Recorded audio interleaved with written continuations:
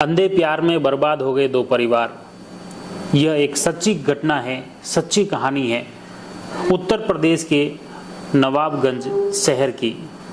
जी हाँ, एक शादीशुदा परिवार किस तरह से बर्बाद होता है और बर्बादी के पीछे होते हैं अवैध संबंध, और अवैध संबंध के चलते दो परिवार टूट जाते हैं, बिखर जाते हैं और सबके सपने चकनाचूर हो जाते हैं। नवाबगंज में जागेश्वर मंदिर के सामने ओम प्रकाश सैनी अपने परिवार के साथ रहता है। अपनी पत्नी सरला और 3 बेटियां उनके होती हैं। बड़ी बेटी की शादी हो जाती है, मंझली बेटी उनके साथ रहती हैं। हाई स्कूल पढ़ने के बाद उनकी परिवार की आर्थिक स्थिति कमज़ोर होने के चलते बेटी को आगे नहीं पढ़ाते हैं और अपने फूल बेचने के व्यवसाय में साथ लगा देते हैं। मंदिर के बाहर पति पत्नी फूल बेचकर अपने परिवार का गुजारा चलाते थे और बेटी बरखा है उसको भी अपने साथ रख लेते हैं। समय बीतता जाता है। ज्यों ज्यों बरखा बड़ी होती हैं, परिवार के सदस्य माता पिता भी उसके लिए वर की तलाश करते हैं और वर की तलाश करते करते उनके ये प्रयास कृष्णकांत सैनी पर आकर थमते हैं। कृष्णकांत इलेक्ट्रिशियन होता है, वो भी पास के एक कानपुर के ही पास में रहने वाला होता है। वह बातचीत के बाद उसकी सगाई तय हो जाती है। ओम प्रकाश ने बरखा का रिश्ता कृष्णकांत के साथ तय कर दिया और 22 दिसंबर 2009 को बरखा की शादी कृष्णकांत सैनी से कर दी।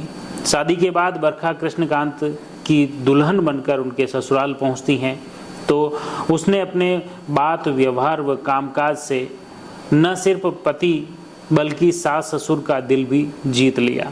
सुंदर व सुशील बहू पाकर सास ससुर भी खुश थे और समय बीतता गया। पति कृष्णकांत साधारण रंग रूप वाला, दुबला पतला, कम बोलने वाला इंसान था। लगभग 1.5 साल में बाद उनके बरखा के एक बेटे का जन्म हुआ। बेटे का जन्म होते ही परिवार में और खुशियां बढ़ गई। जैसे जैसे दिन बीतते गए वैसे वैसे परिवार में खुशियां बढ़ती गई। लेकिन इसी बीच में एक नया मोड़ आता है। बरखा की दोस्ती अपने पति कृष्णकांत के मित्र दीपक गुप्ता से होती है। दीपक गुप्ता जो कि उसी मोहल्ले में 4-5 मकान छोड़ के उसका मकान था।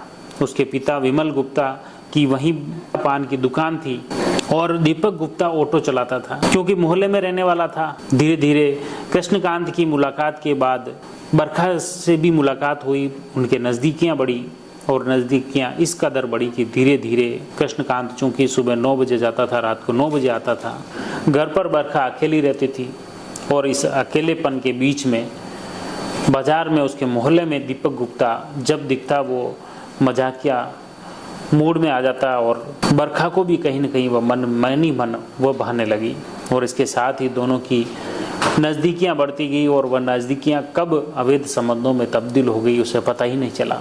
और इस अवैध संबंधों के बीच जब मोहल्ले में चर्चाएं होने लगी, मोहल्ले के बाद कृष्णकांत तक ये बातें पहुंची। कृष्णकांत भी एक बार आक्रोशित हो उठा। उसने भी एक बार बीच में अपनी पत्नी की इस शिकायतों की, इस कानाफूसी की बातों की सच्चाई जानने का प्रयास किया, लेकिन वह नहीं जान पाया। घर एक बार गया, घर से पत्नी से भी पूछताछ की। पत्नी आवेश में आ गई। पत्नी का आक्रोश देखकर वह घबरा गया और वह समझ नहीं पा रहा था कि वास्तविकता है क्या। पत्नी आवेश में आकर बोली कि मैं मेरी सहेली से बात कर रही हूँ और आप इस तरह से कैसे शक कर सकते हो। इस घटनाक्रम के बाद बरखा सतर्क हो गई, सावधान हो गई, लेकिन प्रेमी दीपक गुप्ता से मेल मुलाकात बंद नहीं हुई।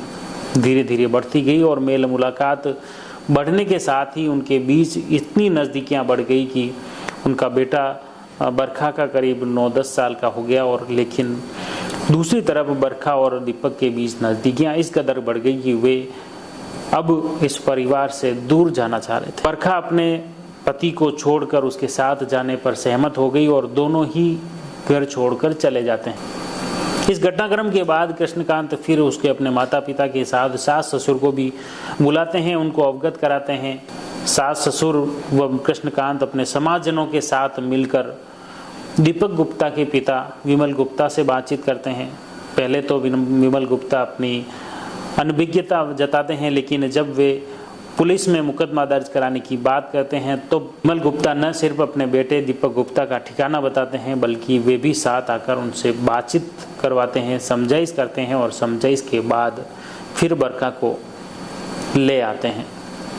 फिर से घर बसाने के प्रयास होते हैं। बरखा को वापस कृष्णकांत रखने को तैयार हो जाता है। उनके घर वापस लौट आती हैं बरखा और इसके साथ ही कृष्णकांत के जो पिता और माँ थी वो भी गांव से लौट आते हैं। वो उनके साथ फिर रहने लगते हैं। फिर संयुक्त परिवार में रहने से सास ससुर व पति भले ही ड्यूटी पे चला जाए लेकिन घर पर सास ससुर भी रहते थे, तो उससे अब बरखा का घर से बाहर निकलना मुश्किल था और न ही बाहर से गैर मर्द का घर में आना इतना आसान था। ऐसे में बरखा प्रत्यक्ष तौर पर भले ही दीपक से नहीं मिल पाई लेकिन फ़ोन पर उनकी बातें होती रहती थी। इसी बीच में बरखा के एक और पुत्र होता है। करीब 10 साल बाद दूसरा बेटा जन्म लेता है। इस बेटे का जन्म होने के बाद फिर परिवार में खुशियां बढ़ती हैं और कहीं न कहीं कृष्णकांत को यह लगने लगता है कि अब उनकी पत्नी बरखा का दीपक से मेल मुलाकात बंद हो गई है और अपने प्रेमी को भूल गई हैं। लेकिन अंदर खाने अब भी बरखा उसके प्रेमी दीपक से लगातार फ़ोन पर बातें कर रही थी, लगातार अपने मन की बात, अपने दिल की बात फ़ोन के जरिए बता रही थी।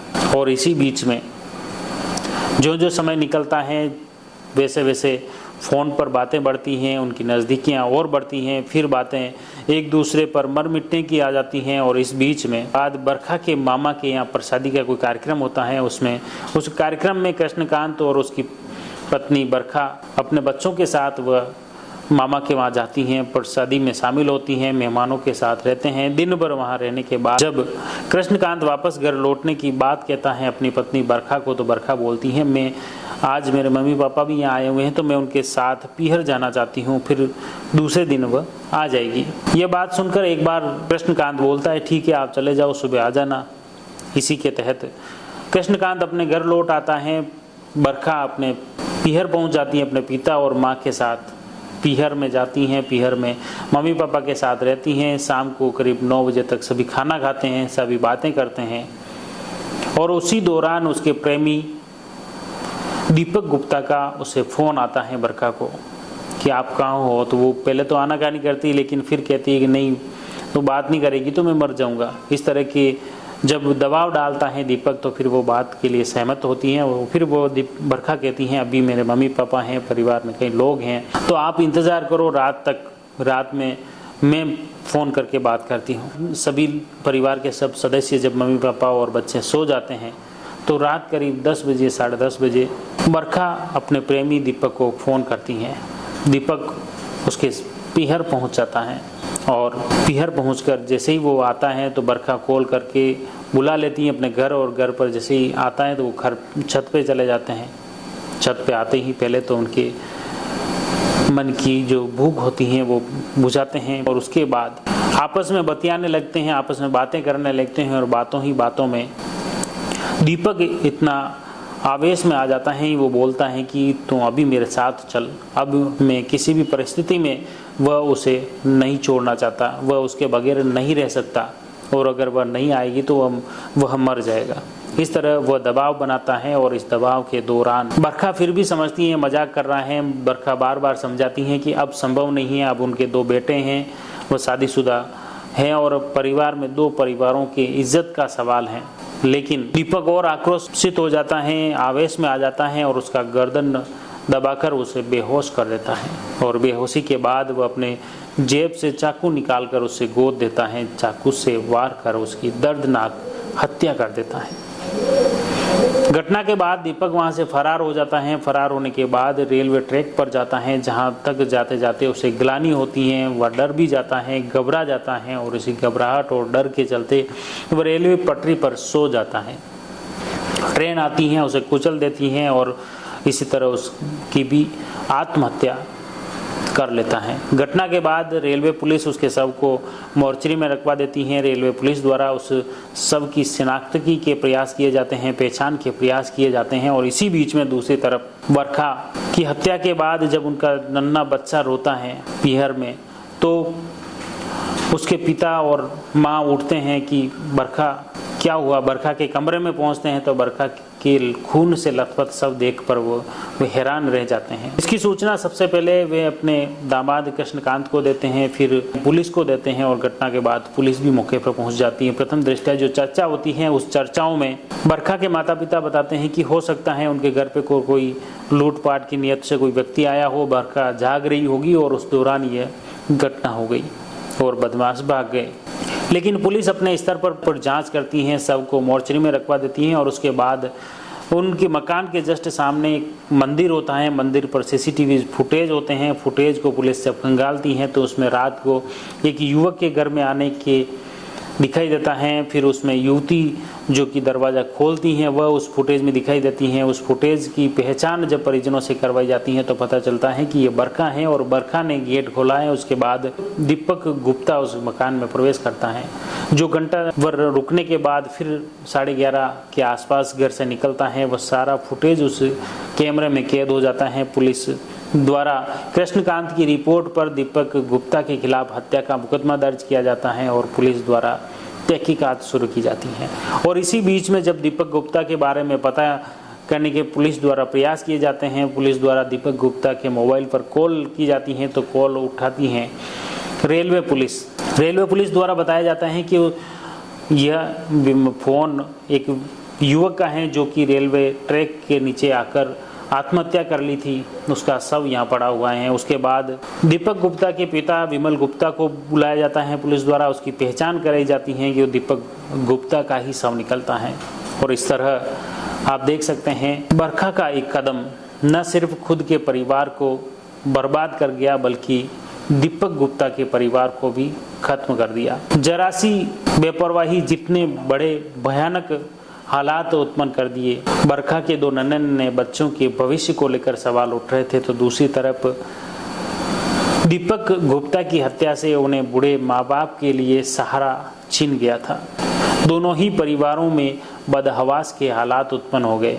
लेकिन पुलिस भी इस हत्या में क्या करती, जब बरखा की हत्या के बाद मुख्य आरोपी दीपक गुप्ता खुद आत्महत्या कर लेता है। पुलिस अपने स्तर पर प्रकरण दर्ज करती हैं, चालान कोर्ट में दायर करती हैं। लेकिन हमारा ये कहानी बताने का उद्देश्य न सिर्फ किसी की भावना को ठेस पहुंचाना है बल्कि आम जन को जागरूक करना और सतर्क करना है।